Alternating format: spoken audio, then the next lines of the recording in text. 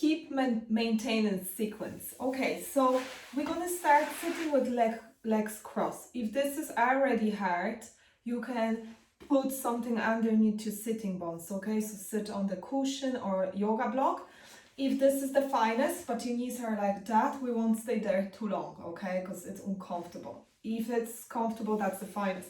So first thing, we're just gonna walk and stretch our backs, okay? So walk our hands forward, head down. Just gently stretch. You should definitely feel it, stretch in your glutes and maybe something happening around the hips area. That's very good. And slowly come back up. So we're gonna open the legs. Knees are in 90. I always bring my knees wider than my hips. Hands helping or not helping, preferably no. And we're gonna just rotate from one side to another side. So I'm sitting fully on my left hip, then rotating and sitting fully on my right hip. So eventually we're aiming to get 90-degree angles in this knee and that knee, okay? Maybe the knees will fully go down, maybe not. I would stay, you can do as many as you want, 10 of them on each side, but just make sure you stay each time on one side. And then we're gonna pause on one side, whichever leg is forward. Extend your arms, head down, and come back up. This is mobility, so we're not staying forever because we're not stretching, we're mobilizing. Extend your arms forward, go back, one more on each side.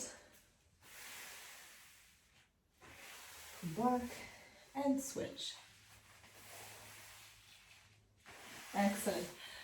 On fours, because our hip mobility depends a lot on our core stability. You have to do core exercises too, because the more stable is your pelvis and core, the more mobility you will gain in your hips. This is proven, that's the studies, I'm not making that up, okay? So that's very important, core and hip mobility, but we're only doing hip mobility drills. Core, you know how to do the core, I hope, after all classes with me.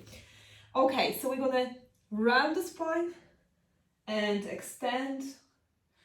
So we close, so we flexing and then extending our spine, and this is, you should feel a little movement in your hips. We just try to mobilize that because we're going to go to posterior tilt with our pelvis and come back to kneeling with one leg forward, doesn't matter which leg. Okay, so I'm in my neutral spine, as you can see it, slightly arched. So I'm going to get rid of this arch by I just take my arms, so you can see it, tailbone under. So I'm flat in my back, my knee is in 90, and I feel already gentle stretch. This is not stretch of your life, okay? So just little stretch, that's the finest. You don't have to intensify lifting your arms or anything if you don't want to.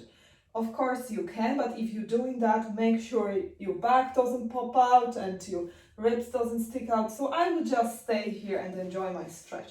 You don't have to go forward or back, nothing like that, just stay there.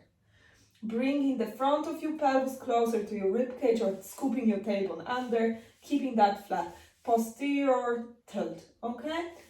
Lovely, and then we're gonna switch.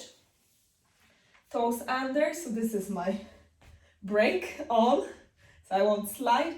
And again, leg forward. This is neutral, that's the finest. And we're gonna go to posterior, so posterior tilt. Excellent, and just breathe. Breathe. You should feel a little stretch here. Excellent. 2 more breaths. And release. Excellent. Lie down on your belly. I hope you got a few cat-cows done, so you'll be the finest. We're gonna lower down. Keep the knees quite close. Do not allow them open wide, okay? I would even keep my legs together, just in case if you don't know how close they should be. You can reach to your hands, more likely you can. If not, you're gonna go for only one leg, okay? Otherwise, we're going for 2 legs. Please don't use your back. This is not back bend. We focusing and aiming on those muscles here. If you feel your knees won't lift up, you need just a little pad or something underneath your pelvis. So I just show you. I have a cushion. A cushion is not really ideal, but that's flat cushion, so it's okay. You can even roll your yoga mat. And I'm gonna place that here, okay? Underneath my pelvis, here, that's where the tightness is, okay? So that will help me to lift those knees off the mat. So underneath my hip flexors, and I'm gonna bend my knees, grab my feet, forehead down. Please don't do hungry chicken, okay? Forehead down. Okay, and I'm gonna lift the knees off the mat by squeezing my glutes, holding my belly tight. And this is maybe enough, okay? The lifting head and all that is just extras, but it's not necessary here. I would even stay here and just focus on my quads if they tight, on my hip flexors if they tight. I wouldn't be bothered going to all that unless you really want to. And then release, fully relax. I will take 3 gentle breaths. And again, bend those knees. Knees a little bit closer. Grab your feet. If you want to go for fancy grips, you can. But really, this is not what we're working on. So I wouldn't be really bothered.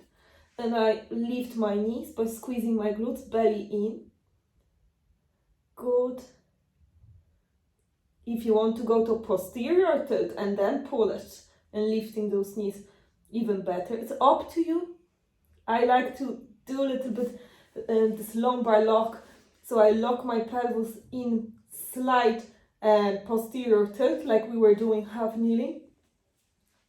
And just stretch those quads, but you don't have to. Again, it's up to you. You have to feel what works for you. And then at the end, as always, child pose. Arms forward, sitting on those heels. Knees open, breathing. And I hope your hips feel better after this.